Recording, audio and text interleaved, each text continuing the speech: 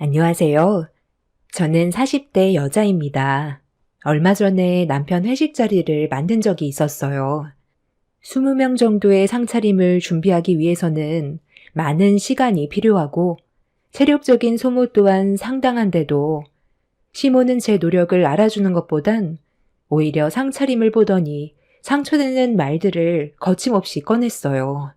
시모의 말을 듣고 있던 저는 서운한 마음에 불만을 털어놨는데 그 순간 충격적인 사건이 터졌습니다. 시모와 저와의 갈등은 꽤 오래전부터 지속되고 있었어요. 남편과 10년의 결혼 생활 동안 시모 때문에 정신적 고통을 많이 받고 있었지만 그래도 남들 사는 거 다 똑같을 줄 알고 최대한 좋게 넘어가려 노력했었어요. 한 번씩 시모의 행동이 지나치다고 생각이 들 때는 저도 모르게 불만 섞인 말이 나왔었고, 그럴 때마다 집안에는 폭풍이 휘몰아쳤지만 시간이 지나면 시모는 또 언제 그랬냐는 듯이 저에게 다가와 서운해하는 감정을 풀어주었습니다. 이런 일이 반복이 되다 보니 나중엔 시모가 또 반복해서 저에게 상처를 줄 거라는 걸 알았기 때문에 거리를 뒀고 마음을 열지도 않았어요. 시모도 제가 가까이 다가가지 않는다는 걸 눈치채고 있었는지 기분을 풀어주려는 노력에도 감정의 변화가 조금도 없자 그때부터 시모의 행동은 상당히 거칠어졌어요. 제가 할 수 있는 건 시댁에 최대한 가지 않는 거였죠. 이런 시간들이 너무 힘겨웠었고 남편과 진지하게 상의를 한 뒤에 당분간 시댁에 가지 않는 걸로 결정을 내리게 되었습니다. 시모는 시간이 지나면 괜찮아질 줄 알았는지 제 기분을 풀어주려고 하는 것보단 거리를 둔다는 거에 분노했어요. 결국 참다 못한 남편도 집안의 장남이 어떠한 행사에도 참여하지 않자 다른 곳으로 화를 풀어냈어요. 동서가 저에게 전화가 와서는 불만을 쏟아내기 시작했고 화살이 동서들에게 갔다는 걸 알 수 있었죠. 형님, 언제까지 버틸 거예요? 그냥 먼저 와서 머리 숙이고 죄송하다고 그러세요. 형님 때문에 저희만 계속 피해를 보고 있잖아요. 어머님이 뭐라고 하는 줄 알아요? 형님이 없으니까 집안 꼴이 엉망진창이라면서 저 막내 동서에게 막말을 퍼부어댔는데 좀 전에 힘들게 땀 흘려 준비한 밥상을 뒤엎어 버렸다니까요. 이런 식으로 살다간 저까지 정신병에 걸리겠어요. 언제 올 거예요? 지금이라도 당장 와서 상황 정리 좀 해주세요. 동서도 어머님 댁에 안 가면 되잖아. 뭐하러 그렇게 힘든 길을 택하고 있어. 그냥 나처럼 영 끊고 살아. 크게 어려운 것도 아니더라고. 어차피 손해보는 건 어머님이야. 지금 내가 다시 어머님 댁에 고개 숙이고 들어가게 되면 나를 대하는 행동은 더 가해질 텐데 나는 더 이상 난리치는 꼴 못 보겠어. 한두 번도 아니고 하루에도 수십 번씩 바뀌는 어머님 성격 솔직히 감당하기 너무 힘들잖아. 동서도 이번 일을 진지하게 생각해봐. 우리도 행복하게 좀 살아보자. 아유, 형님이야. 아주버님과 뜻이 같으니까 그렇게 할 수가 있는 거죠. 저는 아예 선택권조차 없다고요. 저는 말을 안 해본 줄 아세요? 어머님 때문에 힘들다고 몇 번이나 말을 했는데도 제 말은 씨알도 안 먹혀요. 어머님 댁에 더는 가고 싶지 않다는 말을 꺼내자마자 유진 아빠가 뭐라는 줄 아세요? 자기 엄마 얼굴 안 볼 거면 차라리 이혼을 하자더라고요. 자기는 아주버님처럼 불효자가 되고 싶지 않다면서 엄청 효자인 척 하는데 제가 애들 놔두고 어떻게 이혼을 하겠어요. 동서도 등 돌리고 살고 싶어 하는데 서방님도 유진 아빠랑 같은 생각을 가지고 있더라고요. 그래도 형님이 있었을 때는 어머님이 어느 정도는 감당이 됐었는데 지금은 하도 난리를 쳐서 시댁에 가는 게 너무 두려워요. 형님이 그냥 어머님 히스테리 받아주면서 좀 참으면 안 돼요? 저보다 형님이 더 잘 버티잖아요. 동서, 미안한데 나도 감정이 있는 사람이야. 언제까지 어머님한테 당하면서 살 수는 없어. 동서도 이번에 진지하게 생각해봐. 나 지금 바빠서 먼저 끊을게. 제가 시모와 연을 끊어내서 그런지 온갖 히스테리를 동서들에게 풀고 있는 것 같았어요. 본인들도 저처럼 등 돌리고 싶어 했지만 시동생들이 반대 입장이라 동서들은 제대로 된 결정을 내리지 못하는 것 같아 보였어요. 그런 상황들을 들었을 때 안타깝긴 했지만 희망도 없는 시댁에 또다시 들어가서 시모에게 상처받고 싶지 않았어요. 10년 동안 참았으면 참을 만큼 참았다고 생각했었죠. 그런데 며칠 뒤 셋째 동서가 저희 집에 직접 찾아왔습니다. 형님, 오래간만이죠? 갑자기 찾아와서 많이 놀랐어요? 그래도 연락은 하고 왔잖아요. 그동안 어떻게 지내고 있었는지 궁금하기도 해서 잠깐 들린 거예요. 우리야, 뭐 항상 똑같지. 잘 지내고 있었어. 그런데 이 시간에 어쩐 일이야? 동서, 무슨 안 좋은 일이라도 있었어? 얼굴이 왜 그래? 좀 전에 집에서 한바탕 했어요. 저도 웬만하면 참고 넘어가려 했는데 지난주 주말에 어머님 댁에 다녀왔었거든요. 그런데 식사를 하시다가 갑자기 형님이 어머님과 연락 안 하고 지내는 거에 상당히 화가 많이 났는지 흥분을 하시더라고요. 그래서 둘째 형님이랑 제가 최대한 진정하시라고 애쓰고 있었는데 어머님이 저랑 둘째 형님도 연 끊고 지낼 거냐면서 화를 내며 물어보셨는데 앞에다 대고 시댁에 그만 오고 싶다는 말을 어떻게 꺼내요. 그런데 둘째 형님도 그동안 쌓인 게 많았는지 연 끊고 지내고 싶다는 말에 집안 전체가 난리가 났었어요. 어머님은 둘째 형님의 말을 듣자마자 상을 뒤집어 엎었고 안 좋은 말들이 오고 갔는데 아니 갑자기 지우 아빠가 제 생각도 둘째 형님과 같은 생각이냐면서 화살이 저에게 돌아오더라고요. 순식간에 저에게 집중이 된 상태였는데 둘째 형님이 솔직하게 얘기해도 된다는 말에 그동안 힘들었다는 말을 꺼냈어요. 어머님이 그 말을 듣자마자 뒷목을 잡더니 그 자리에서 쓰러지셨고 언제까지 속으로 숨기면서 살 수 없어서 형님이 왜 집을 뛰쳐나왔고 둘째 형님이랑 저도 얼마나 힘들었는지 모든 걸 털어놨는데 갑자기 지우 아빠가 제 뺨에 손을 올리더라고요. 자기 엄마한테 상처 줬다며 흥분을 가라앉히지 못하고 저와 둘째 형님한테 막말을 퍼붓더라고요. 그날 둘째 아주버님도 우리 편은 아니었어요. 그렇게 부부관계까지 안 좋아졌는데도 어머님은 뭘 잘못했는지 전혀 인지하지 못하고 있더라고요. 지금 둘째 형님네는 이혼 얘기가 나오고 있는데 저는 벌써 서류에 도장까지 찍었어요. 그리고 형님, 이거 보세요. 지우 아빠랑 지난주에 그런 일이 있고 나서 부부싸움이 계속됐는데 갑자기 흥분을 하더니 제 머리채를 잡아서 사정없이 바닥으로 패대기 치더라고요. 머리털이 한 움큼 빠져서 머리에 구멍이 다 났어요. 제 편이 되어줘야 될 사람이 제 머리채를 잡았다는 거에 저도 더는 못 참겠더라고요. 그래서 이혼 도장 찍었어요. 형님이 먼저 결정한 거 정말 잘한 선택이에요. 아주버님이 옆에 있어서 이런 말 하는 게 좀 그렇지만 어머님 정신이 나간 것 같아요. 지금 사람이 아니라 완전 괴물이 되어버렸어요. 형님이 영 끊어버리고 나선 아예 이성을 잃어버렸다니까요. 제가 시댁에 왕래를 했을 때 동서들이 큰 피해를 입지 않았던 이유는 제 선에서 모든 걸 해결했었고 저 혼자 화를 삭혀서 동서들은 상처를 받지 않았었지만 이 모든 게 본인들의 업보라고 생각했었습니다.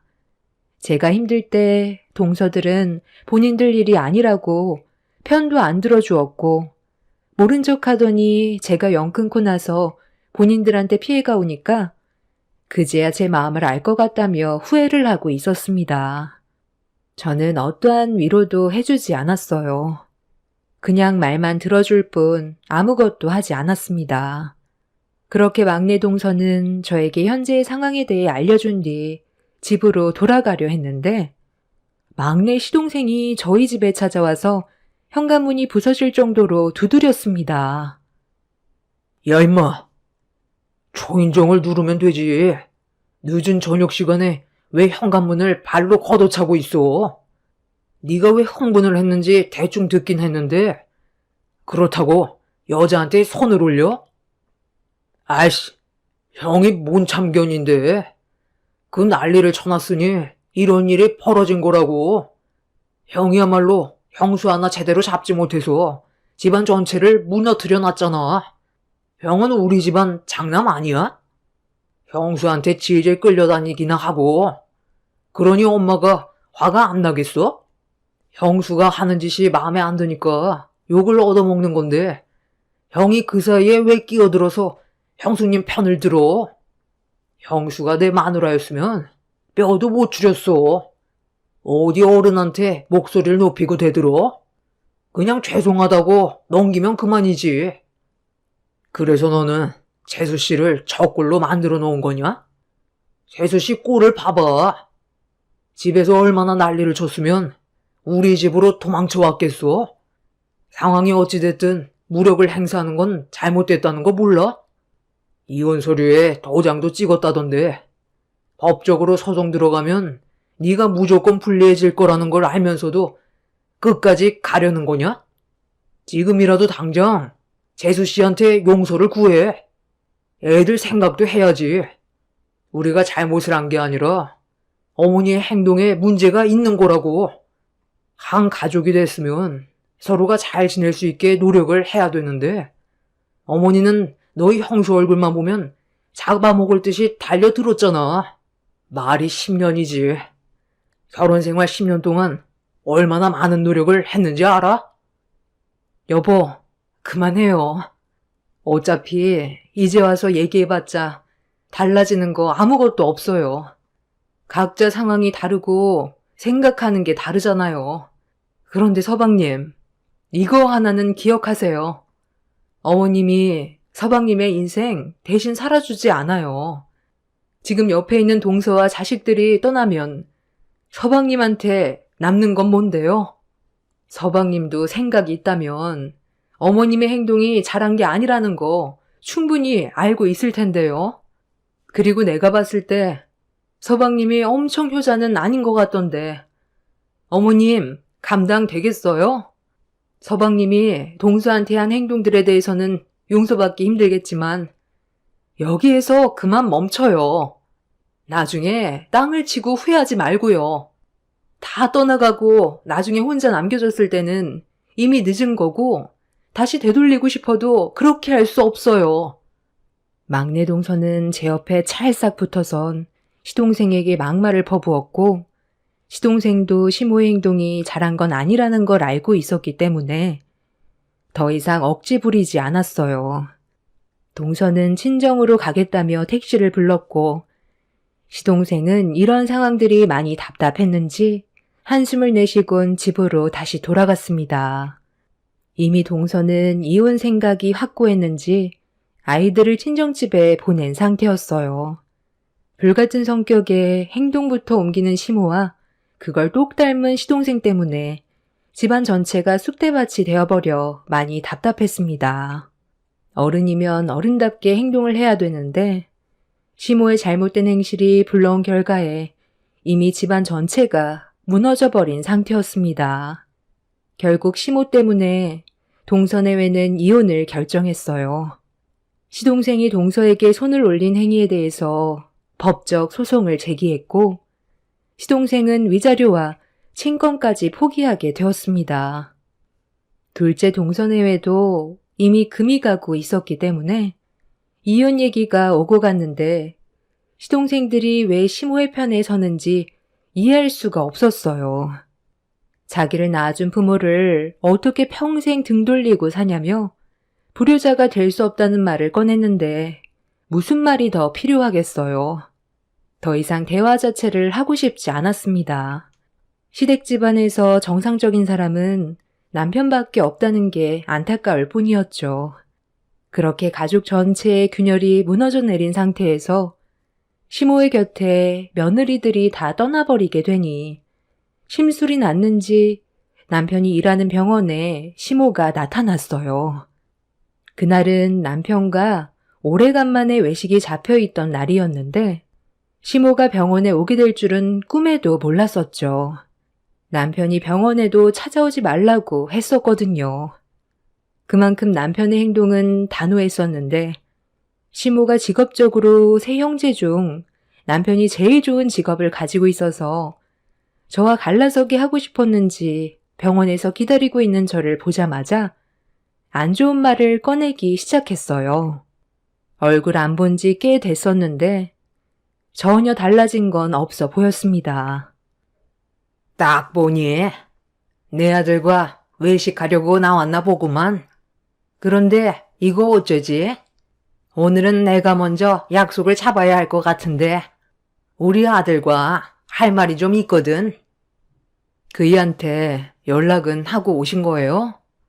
얼굴 안 본 지 몇 달 됐다고 그이가 기분이 어느 정도 풀렸다고 생각하는 건 아니죠? 이렇게까지 하면 마음이 편하세요? 막내 동서는 이혼했고 둘째 동서는 별거 중인데 이혼 얘기까지 나오고 있어요. 이렇게까지 해서 어머님이 얻는 게 뭔데요? 자식들한테 상처 주고 갈라서게 하면 기분이 좋으세요? 저도 사람이고 어머님한테 그동안 서운했던 일들이 많았었기 때문에 안 좋은 감정이 터져 나온 건데 제가 왜 이렇게까지 단호하게 행동하게 됐는지 어머님의 행실을 되돌아보셨다면 다시 좋은 관계로 발전할 수 있는 계기는 충분히 있었다고 생각해요. 그런데 지금은 이미 늦은 것 같네요. 내가 원하는 며느리상은 무슨 말을 해도 다 받아들이고 토달지 않는 걸 원했는데 너는 말끝마다 나한테 불만 섞인 말을 했었잖니? 나도 그런 너의 행동이 마음에 안 들었고 신경에 거슬리기 시작했다. 시키면 시키는 대로 입 다물고 하면 되지. 너까지 게 감히 나한테 토를 다는데 내가 그런 행동을 지켜볼 수 있을 것 같니? 잘난 집안도 아니면서 의사인 내 아들 데려갔으면 내가 무슨 짓을 해도 감수해야지. 나는 오늘 무조건 내 아들과 대면해야 되니까 더 이상 신경 거슬리게 하지 마라. 시모와 안 좋은 대화를 주고받고 있는데 남편이 퇴근을 하려고 직원들과 함께 걸어오고 있었는데 직원이 이산 집에서 집들이 겸 회식을 하는 거냐고 물어보는데 그 말을 듣게 된 시모가 남편한테 다가가 이사까지 했냐고 목소리를 높였습니다. 직원들은 분위기가 안 좋아지자 급하게 자리를 피했어요. 어머니랑은 상관없는 일이잖아요. 제가 그런 것까지 일일이 말씀드릴 필요도 없고요. 진료받으러 왔으면 다른 과에서 진료 받으세요. 저는 오늘 집사람과 외식을 하기로 했거든요. 병원도 바꾸든지 해야지. 제가 일하는 병원에 드나드는 거 상당히 불편하네요. 제 입에서 좋은 말 나오지 않을 거라는 거 모르는 거 아닐 텐데 연락 한 통 없이 무작정 찾아오는 거 상당히 불쾌하다고요. 뭐 때문에 오셨는지 모르겠지만 지금 기분으로 어머니랑 대면하고 싶지 않아요. 너 정말 너무한 거 아니니? 나보다 며느리가 더 중요하다는 거야? 내가 그동안 너를 어떻게 키웠는데 이런 식으로 엄마 마음에 상처 주면 너는 마음이 편하니? 너를 낳아준 엄마 얼굴이 그렇게 보기 싫어? 이사까지 했을 거라곤 상상도 못했다. 오늘 여기 온 이유는 너랑 다시 좋은 관계로 풀어나가고 싶어서 왔는데 엄마랑 잠깐 시간 좀 보내줄 순 없니? 기니 할 말이 좀 있는데. 너희들 외식은 언제든지 할 수 있잖아. 너는 평생 동안 엄마 얼굴 안 보며 살아갈 수 있니? 저 관계를 풀어가기 전에 이 사람과의 관계가 먼저인 것 같은데요? 그리고 먼저 동생들 관계도 다시 예전처럼 돌려놓으세요. 그 전까지 얼굴 보기 힘들 것 같아요. 뭐가 우선인지 생각해 보시고 머릿속이 정리되면 그때 다시 오세요. 그럼 저는 할 말 끝났으니 애들도 기다리고 있어서 먼저 가볼게요. 남편은 단호하게 행동했고 그런 모습을 지켜보고 있던 시모는 온몸을 부들부들 떨면서 저를 노려봤어요. 이 모든 상황이 제 탓인 것 마냥 생각하는 듯 보였습니다. 사실 남편은 중학교 때 시어머니가 일찍 이혼해 두 시동생들만 데리고 집을 나가서 시모에 대한 정이 없어요. 그러다 보니 시부의 도움으로 악착같이 공부해 의대에 합격하게 된 거였죠. 시간이 아무리 지나도 시모는 달라질 것 같지 않았고 저희 부부는 그렇게 시모를 지나쳐 병원을 나왔습니다. 시모는 저희가 시야에서 사라질 때까지 끝까지 노려봤는데 며칠 뒤 충격적인 일들이 펼쳐지게 되었네요. 저희 부부가 이사를 했었던 건 시모 때문인 것도 있었지만 남편이 일하는 병원에서 집까지 교통편이 너무 안 좋아 아침만 되면 상당히 많이 막혔어요. 반대로 제가 일하는 회사의 교통편은 나쁘지 않아 이사를 결정하게 되었고 그렇게 새로운 지역으로 옮기면서 집들이 겸 회식을 저희 집에서 하기로 했어요. 그런데 저희 집을 몰래 알아낸 시모가 음식을 한창 준비하고 있을 때 문을 두드렸어요. 역시 우리 아들이 능력이 좋아서 이런 멋진 주택까지 마련하고 정말 대단해. 내가 아들 하나는 정말 잘 낳았다니까. 음식 준비는 잘 돼가니? 그런 얼굴로 쳐다보지 마라. 네가 저번에 나를 무시하고 내 아들과 외식을 했을 때 끝까지 따라가 집이 어딘지 알아냈었다. 이사를 했다는데 한번 와봐야 하지 않겠어? 오늘이 집들이 겸 회식 날이라며 내가 오늘 병원에 잠깐 들려서 우리 아들과 같이 일하는 동료 의사에게 물어봤지. 20명 정도 온다고 하는 것 같던데 병원 이사장까지 온다더만. 신경 바짝 써야 되겠어. 오늘이 앞으로 우리 아들 병원 생활하는데 중요한 자리가 될 것 같은데 음식 준비 대충 하는 거 절대로 용납 못한다. 어머님이 돌아가 주시는 게 저에게 도움이 될 것 같은데요. 이런 식으로 무작정 찾아오면 그이가 집에 들어왔을 때 좋아하겠어요? 어머님이 하는 행동이 그 사람의 앞길을 막는다는 생각은 안 해보셨어요? 제가 알아서 준비할 거니까 방해하지 마시고 살펴가세요. 저 이런 기분으로는 음식 만들 수 없을 것 같네요. 나 신경 쓰지 말라니까. 집 구경이나 하고 나올 테니 너는 음식 만드는데 집중해라. 전에 살던 집보다 얼마나 좋아졌는지 한번 둘러볼까? 시모는 막무가내로 저희 집 문을 열고 들어갔어요. 마당에서 음식 준비를 한창 하고 있던 저는 시모가 들어온 순간부터 모든 게 일시정지가 되어버렸고 음식을 어떻게 만들고 있는지도 모른 채 집안에 들어간 시모가 신경이 쓰여서 아무것도 하지 못했습니다. 남편이 사람들을 데려올 시간은 가까워 오는데 시모 때문에 일이 진행이 안 되자 짜증이 난 저는 집 안으로 들어갔어요. 시모는 집안 전체를 돌아다니면서 전부 휘젓고 있었습니다. 더 이상 시간을 지체하다가는 그날 일정이 정말 꼬이게 될 것 같아 시모에게 그만 돌아가 달라며 현관문 밖으로 밀어냈는데 시모가 저를 밀치더니 작은 방에는 뭐가 있는지 궁금하다면서 문을 벌컥 열었어요. 시모는 한참 동안 아무 말 없이 작은 방을 쳐다보다가 저를 바라보더니 눈이 아래로 향했습니다. 그리고 시몬은 저를 보며 한마디 했어요. 너 임신했냐? 누구 허락 없이 임신이야? 지금 네 나이가 몇인데 임신을 하면 어쩌자고? 지금 애들 키우는 것도 벅차면서 셋째 임신까지 해? 임신하는 것까지 허락을 받아야 되는 거예요? 부부 생활하다 보면 예기치 않은 일들도 생기는 거죠. 다들 축하해 주는데 어머님은 뱃속에 손주가 생긴 게 상당히 마음에 안 드나 봐요. 어차피 어머님과 상관없는 일이니 그만 나가주세요. 지금 어머님 때문에 음식 준비하는 게 집중이 되지 않아서 너무 힘들어요. 내가 왜 나가니? 나는 오늘 내 아들과 저녁 한 끼 하고 싶어서 온 건데 나도 같이 할 수 있잖아. 내 아들 올 시간도 거의 다 된 것 같은데 음식 준비가 얼마나 됐는지 한번 볼까? 예, 지금 이게 뭐니?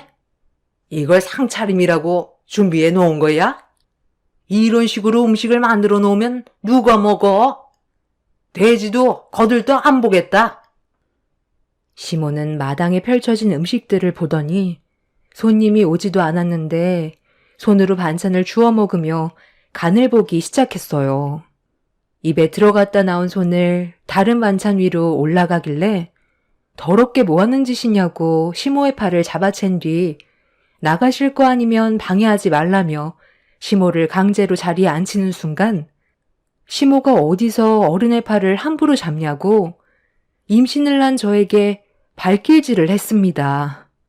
너무 순식간에 일어난 일이라 방어를 하지 못하고 시모의 발길질에 배를 맞으면서 뒤로 넘어졌고 식탁 테이블에 그대로 머리를 부딪혔어요.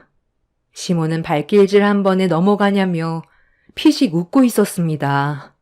너무 갑작스럽게 일어난 일이라 넘어졌다가 저도 모르게 벌떡 일어났는데 멀미를 한 것처럼 어지러움이 느껴졌어요. 시모는 자리에서 일어나 휘청거리고 있는 저에게 사정없이 뺨을 올려쳤고 그대로 뒤로 넘어지려는데 시야가 검게 변하기 시작했어요.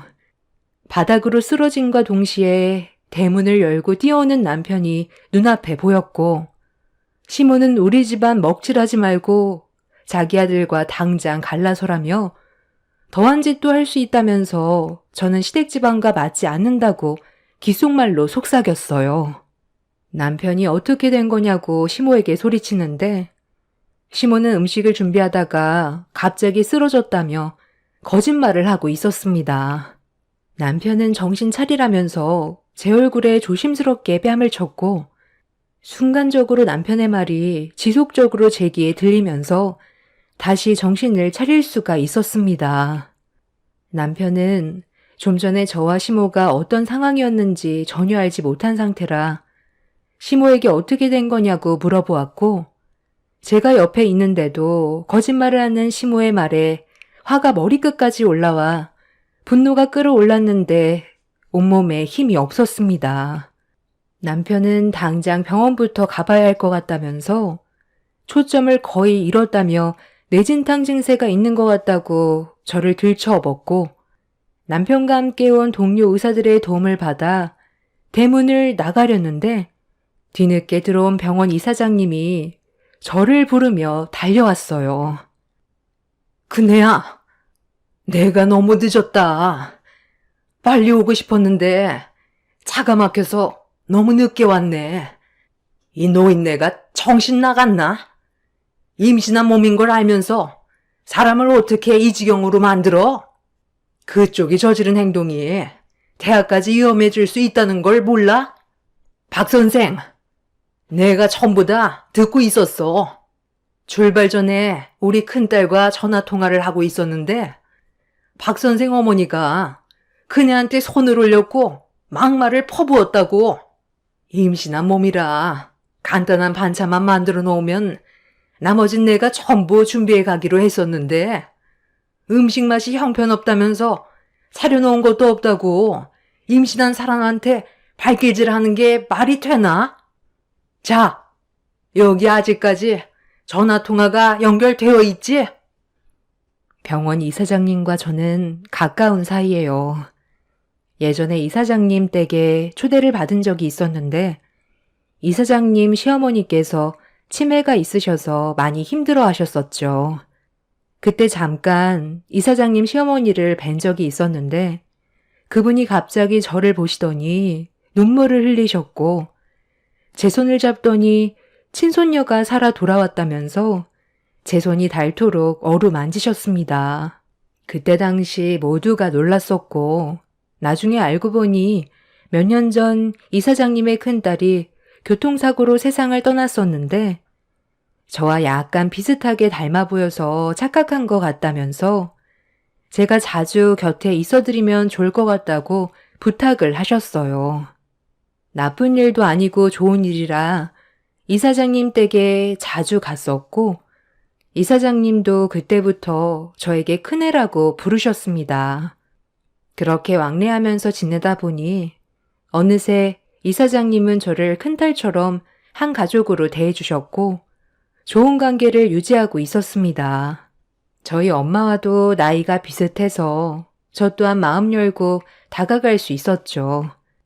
그렇게 허물없이 관계를 유지해오고 있었는데 이번에도 제가 임신한 사실을 아시고 많은 음식을 준비했다며 저보고 쉬라고 했었지만 그래도 손님인데 그건 예의가 아닌 것 같아 기본적인 음식들을 준비하면서 이사장님과 통화를 하던 도중에 시모가 들어온 거였어요.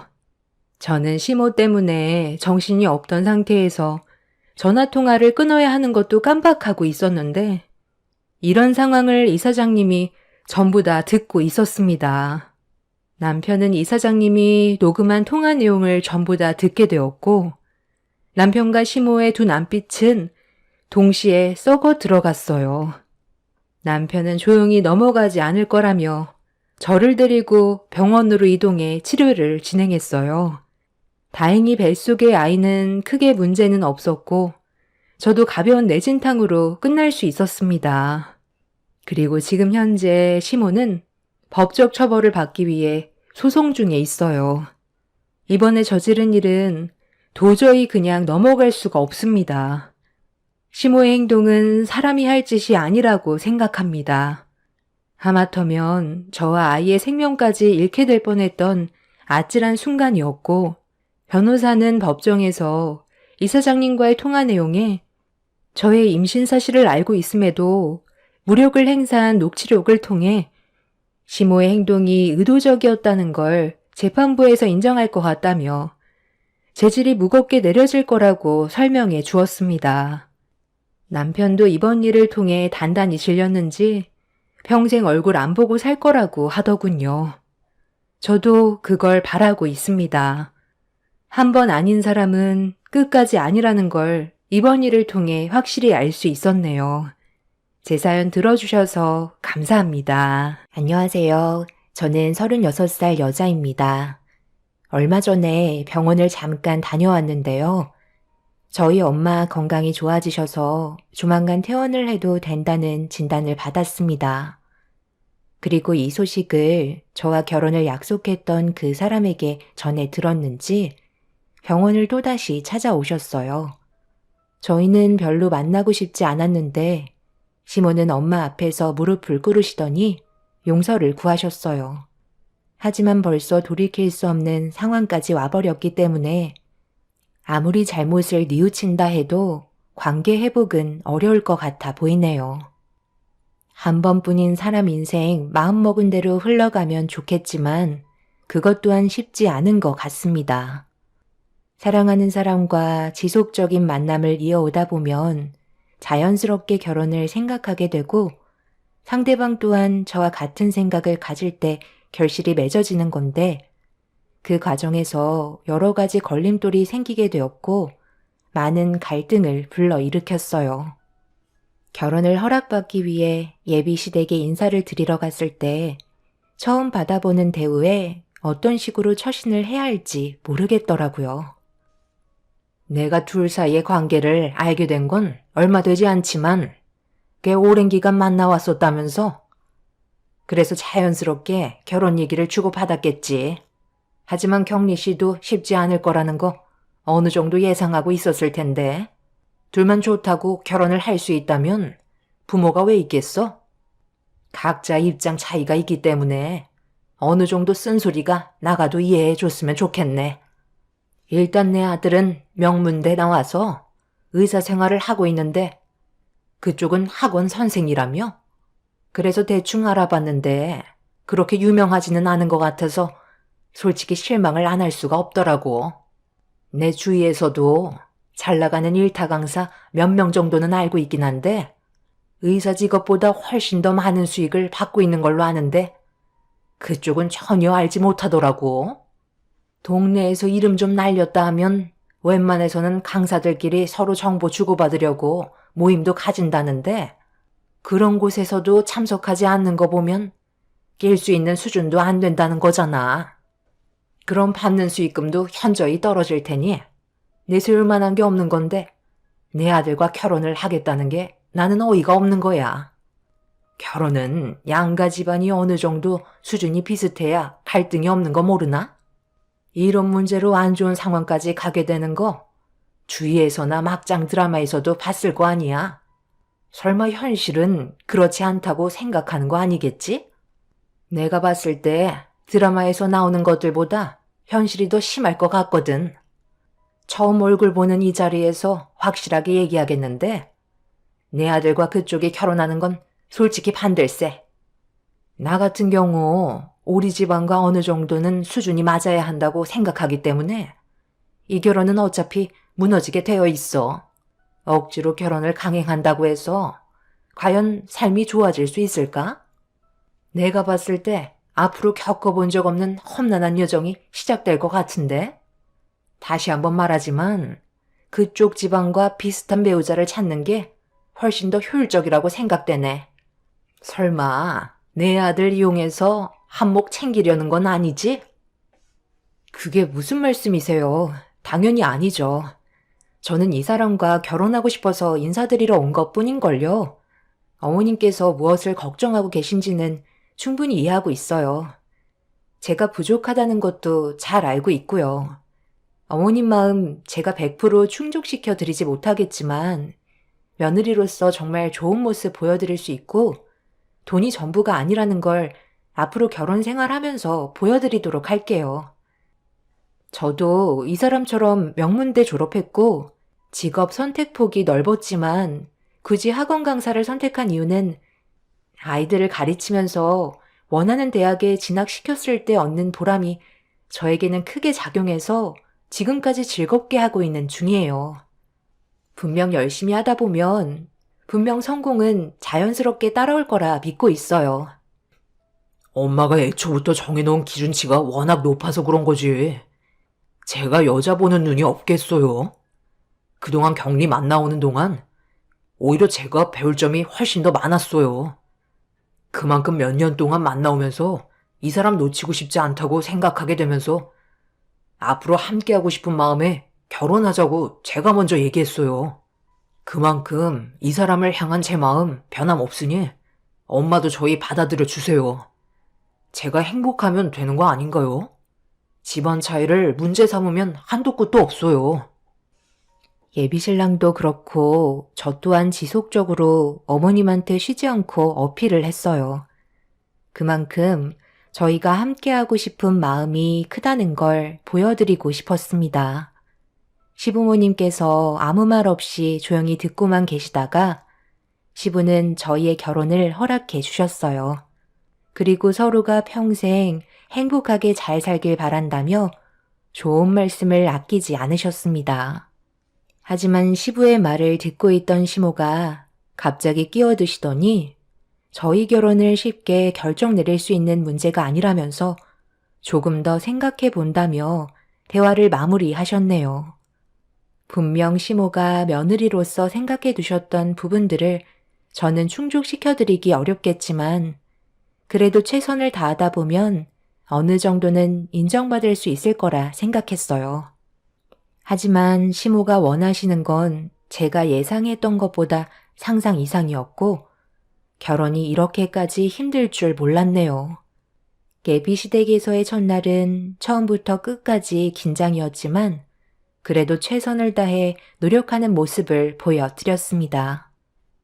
정말 크게 용기 내서 인사드린 만큼 예비시댁에서 있었던 상황들이 아쉽게 다가왔고 다음에 다시 기회가 된다면 더 좋은 모습을 보여드리고 싶었어요. 그렇게 며칠의 시간이 지나는 동안 서로가 워낙 바빠서 시간을 내지 못해 자주 만나지 못했었는데 하루 일정을 마치고 퇴근을 하려고 학원에서 나오던 도중 시모가 건물 밖에서 저를 기다리고 계셨습니다. 너무 놀라서 급하게 달려가 인사를 드렸는데 비상등을 깜빡이고 있던 차량을 손으로 가리키면서 차에 타라고 얘기하셨습니다. 목적지도 알지 못한 채 일단 차에 타긴 했는데 너무 갑작스런 상황이라 많이 당황스럽기도 하면서 불안한 마음이 공존하고 있었어요. 그렇게 한참을 달려서 도착한 곳은 꽤 좋아 보이는 아파트 건물이었고 차에서 내린 시모의 뒤를 따라가게 되었죠. 시모는 아무 말 없이 엘리베이터 제일 꼭대기층을 누르신 뒤 저를 데려간 곳은 그 사람과 함께 살 집이었습니다. 시모는 텅텅 비어있는 집을 저에게 보여주시며 한마디 하셨어요. 이 집 어떻니? 마음에 드니? 둘이 살기에 딱 적당하지? 내가 우리 아들 결혼하면 선물해 주려고 준비해 두었던 집이다. 정말 내 아들과 결혼을 하고 싶은 마음이 있다면 이 집에 들어와서 살아야 할 거다. 그 대신 조건이 있다. 이곳을 이제부터 네 혼수로 꽉 채우거라. 집은 우리 쪽에서 장만했으니까 혼수는 당연히 그쪽에서 장만해야지. 많이 당황스러운 표정인데 설마 그것까지 내가 준비해 줄 거라고 생각한 건 아니지? 이거 받아라. 명품 집에 어울리는 혼수 품목들 정리해 놓은 리스트니까 거기에 적혀 있는 가전들로 들여오면 될 거다. 내가 대충 계산해 봤는데 한 5억 정도는 되는 것 같더라. 우리 집 며느리로 들어오는데 5억 정도면 싸게 쳐주는 거야. 설마 이 정도 해줄 능력도 없으면서 내 아들과 결혼하겠다는 건 아니지? 어머님의 말에 엄청난 충격을 받은 저는 할 말을 잃어버렸어요. 대충 봐도 70평 정도는 되어 보이는 집에 단둘이 사는 건 너무 비효율적인 것 같았어요.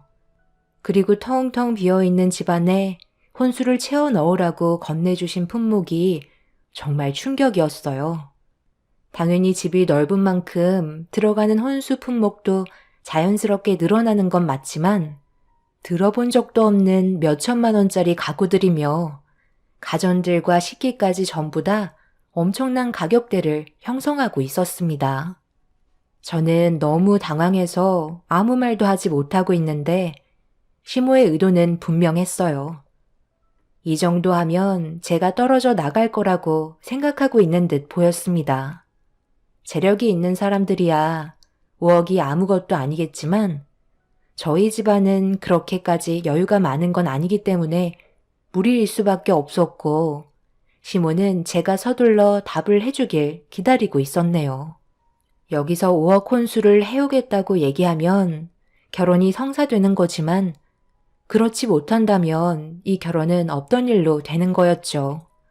그래서 침착하게 대화해보는 게 좋을 것 같아 제가 가진 고민을 털어놨어요. 어머님께서 생각하시는 기준에 제가 미치지 못한다는 거 충분히 알고 있어요. 그래서 많이 실망하셨겠죠. 하지만 저희 둘이 사는데 70평 정도 되는 아파트는 효율적이지 못한 것 같아요.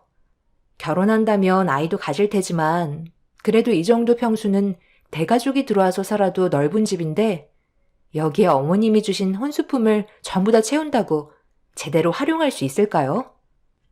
그리고 저희 엄마가 지금 건강상 문제가 있어서 병원에 입원 중이시거든요. 금전적인 부담이 많은 건 사실이에요.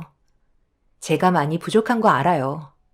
어머님 마음에 차지 않은 여자가 며느리로 들어온다는데 당연히 화가 많이 나셨겠죠. 저희 집안 형편을 조금만 생각해 주시면 안 될까요? 저 정말 그 사람과 행복하게 살고 싶어요. 너희들 결혼 허락해 주겠다잖아. 그래서 이렇게 기회를 주는 건데 왜 받아먹질 못하는 거니? 5억 혼수면 비싸지도 않은 거고 내 주변에는 그 이상의 금액으로 들여오는 사람들도 허다한데 너무 커져 먹으려 드는 거 아니니? 내가 이만큼 했으면 당연히 너도 어느 정도는 해줘야 균형이 맞는 거지. 그것도 하지 못하면서 어떻게 내 아들과 살림을 차리겠다는 거야? 적혀 있는 대로 이 집에 전부 다 채워넣지 않으면 결혼은 없던 걸로 해야 되겠다. 소급장난이 아닌 거 너도 잘 알잖아? 사부인이 병원에 입원 중인 거랑 집안 살림 채우는 거랑 무슨 상관이니?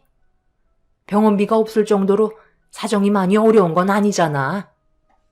그 사람과 둘이 살기에는 너무 넓은데 차라리 30평대 아파트를 알아보는 게 좋지 않을까요? 그 정도도 충분할 것 같은데요. 너 지금 내 앞에서 좁아터진 그 집에 내 아들과 살림을 차리겠다는 거야? 주변에 보는 눈이 얼마나 많은데 괜히 쓸데없는 말 귀에 들려서 사람들 놀림거리 만들고 싶은 거야? 너는 내 체면은 아예 생각도 하지 않는구나. 결혼할 생각이 있으면 거기에 적혀있는 대로 혼수품 들여오고 그렇게 하지 못하겠다면 여기에서 내 아들과 마무리 짓거라. 시몬은 그 사람에게 둘이 나눴던 대화에 대해 일체 얘기하지 말라며 저 혼자 모든 걸 해결하라고 사전에 미리 차단을 하셨어요. 제가 간절히 부탁을 해도 저희 집안 사정을 봐주지 않았고 남들에게 보이는 시선을 상당히 중요하게 생각하고 계셨습니다.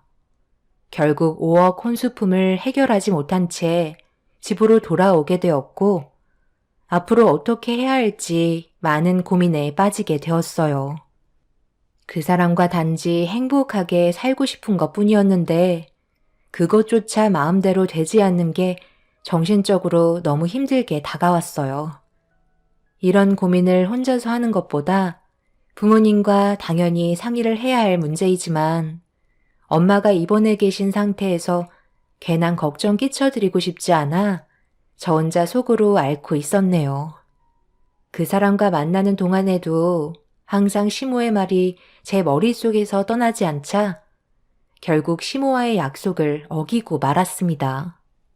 혼자서 모든 걸 감당하기에는 역부족이었고 앞으로 어떻게 해결할 수 있을지 고민을 나눠봐야 할 것 같았어요.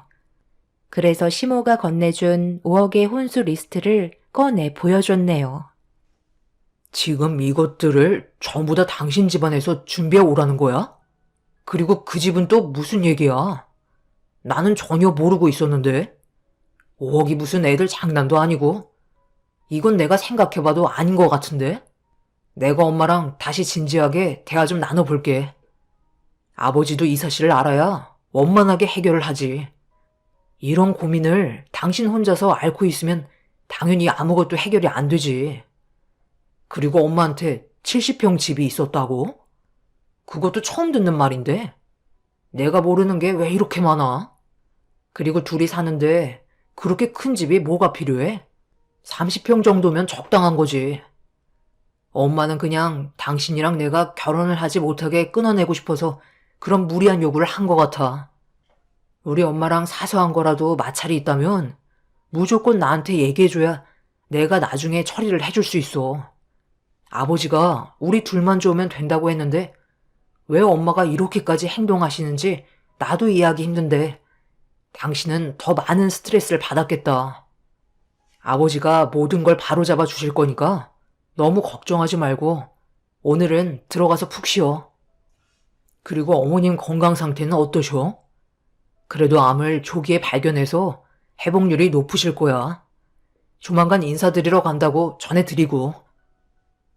그 사람은 저에게 좋은 말만 해주었고 걱정하지 말라며 집에까지 바래다 주었어요.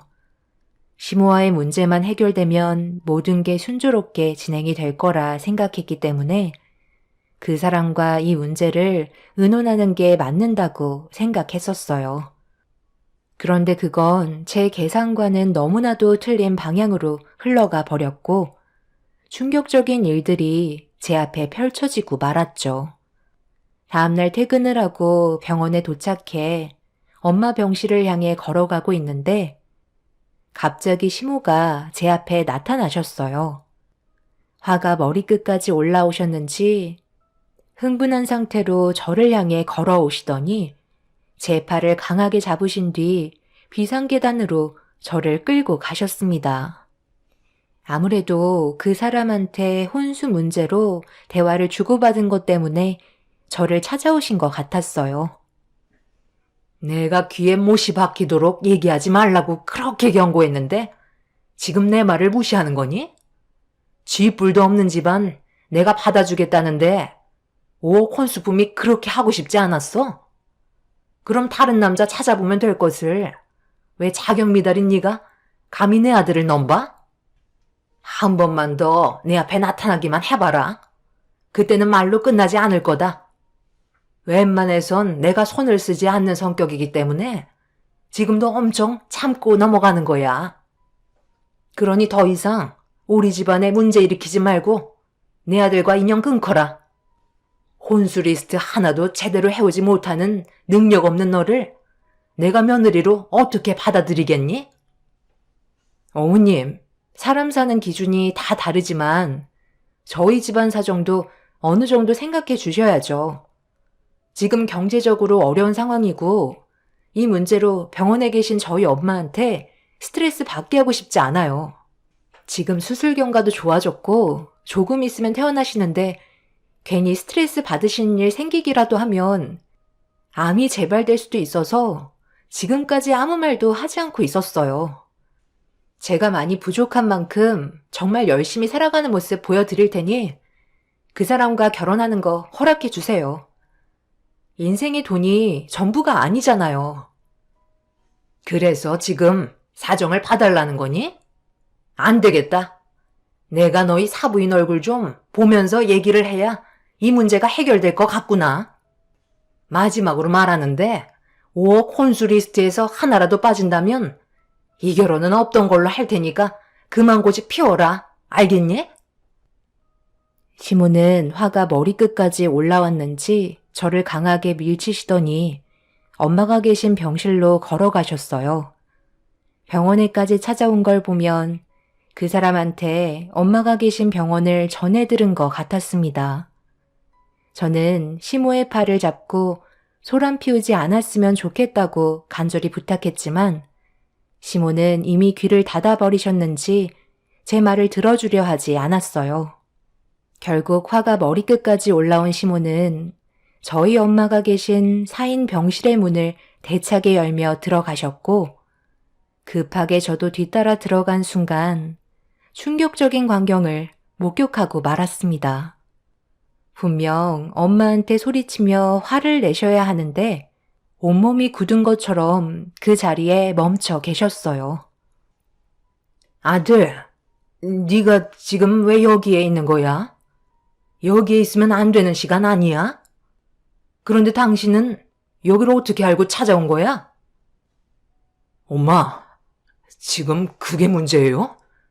어머님한테 전부 다 얘기 들었어요. 엄마랑 예전에 대학 동기였다면서요?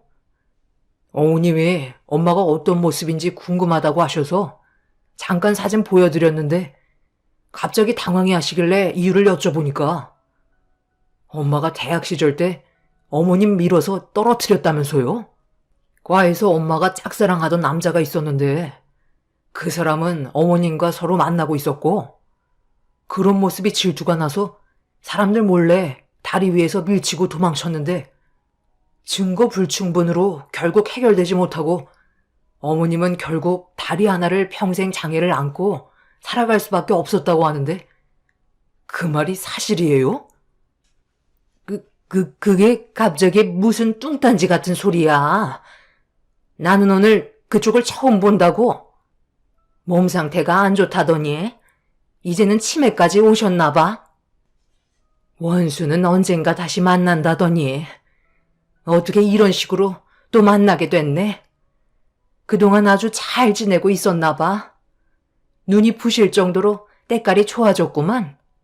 너 그때 생각 안 나? 네가 짝사랑하고 있다던 그 남자를 내가 만나고 있어서 그것 때문에 질투난다며 다리 위에서 나를 밀쳤잖아.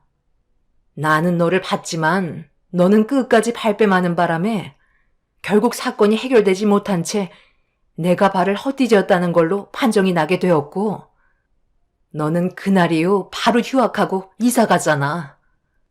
그런데 네가 그런 끔찍한 일을 저지르고 떠난 뒤로도 나는 아직까지도 그 사람한테 보살핌을 받고 있거든.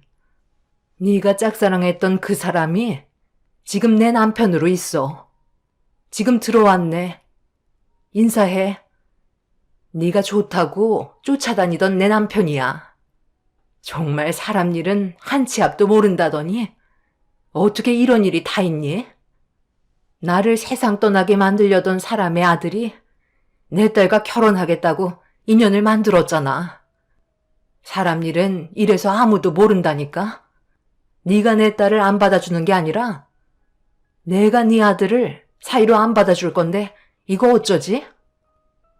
제가 알지 못하는 충격적인 말을 듣게 되었고, 그 사람과 시부는 화가 잔뜩 올라온 얼굴로 시모를 노려보고 있었습니다.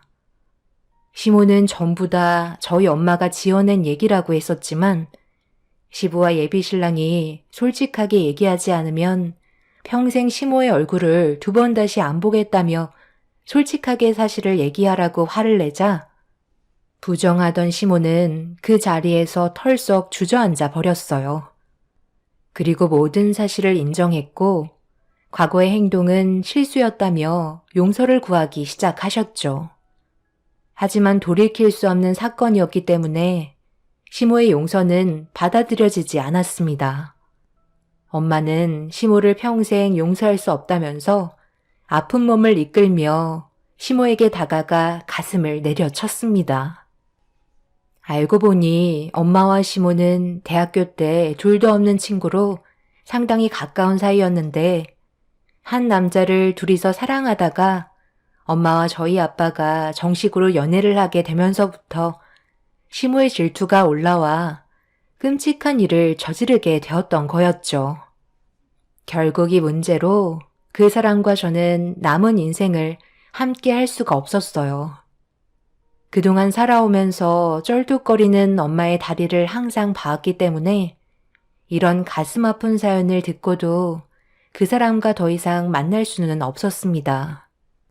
시부와 그 사람은 단순히 그냥 병문안 차 온 거였는데, 이런 충격적인 일이 눈앞에 펼쳐질 거라곤 상상조차 하지 못했습니다.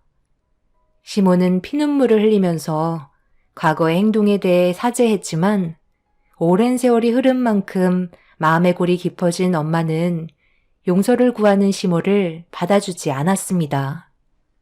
이렇게 되자 시부는 저희 엄마가 용서해 줄 때까지 절대로 집에 들어오지 말라며 화를 내시곤 병실을 나가셨네요.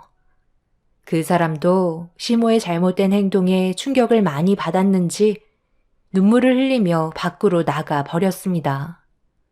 그날 이후 시모는 시간만 되면 계속해서 병원을 찾아와 용서를 구하고 계십니다.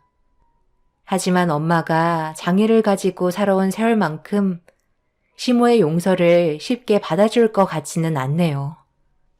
시모는 저와 그 사람의 결혼을 허락해 줄 테니 저희 엄마 좀 설득해 달라며 시부가 오만정이 떨어져서 각방까지 쓰고 계시고, 그 사람도 집을 나가버렸는지 가정을 원래대로 돌려놓고 싶다고 애원하셨어요.